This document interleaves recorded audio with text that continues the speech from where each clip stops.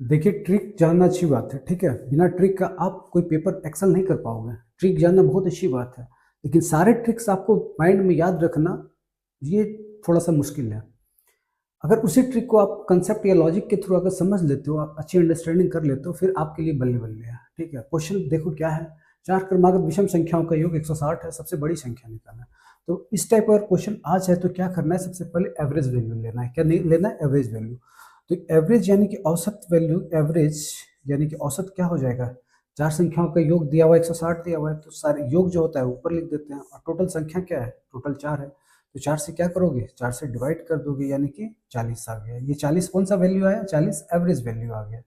यानी कि फिलहाल हम मान के चल रहे हैं कि सारे नंबर क्या हैं? 40, 40, 40, 40 हैं, ठीक है? तो अब देखो, यानी कि 40, 40, 40, 40 सारे नंबर हैं। ये भी 40, ये भी 40, ये भी 40 और ये भी 40। अब बोल रहा है कि क्रमागत विषम संख्या, तो किसी भी क्रमागत विषम संख्याओं के बीच का अंतर जो होता है, दो क्रमागत विषम संख्या हो या दो क्रमागत सम संख्या हो, उसके बीच का अंतर हमेशा क्या होता है? 2 होता है, ठीक है? तो यानी कि गैपिंग यानी कि अंतर इसके बीच क्या है? 2 का। ये दोनों के बीच भी 2 का और ये दोनों के बीच में 2 का। तो यहाँ से देखो, पहली संख्या और लास्ट वाली संख्या को देखो, तो टोटल अंतर क्या जा रहा है? 2, 4, 6, है ना? ऐड करोगे तो टोटल क्या अंतर जाएगा? 6 का जाएगा। तो जब 6 का जा रहा है तो दोनों को बराबर नंबर देना है, यानी इसको भी 3 देना है और इसको भी 3 देना है, ठीक है? 3-3 दोनों को हमने दे दिया।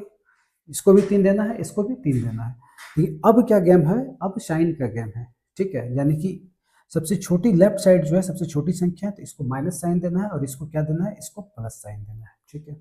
तो ये 40 में से 3 जाएगा तो क्या बन जाएगा? 37, और 40 और प्लस 3 क्या हो जाएगा? 43। यानी कि सबसे बड़ी संख्या 43 और सबसे छोटी संख्या 37 हो गई, ठीक है?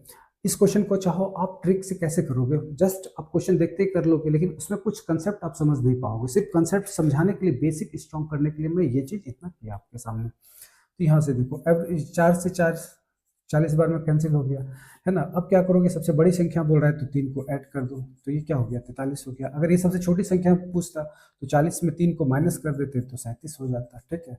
बट ये चीज़ बेसिक आपका मजबूत बनाने के लिए ये समझाना जरूरी है।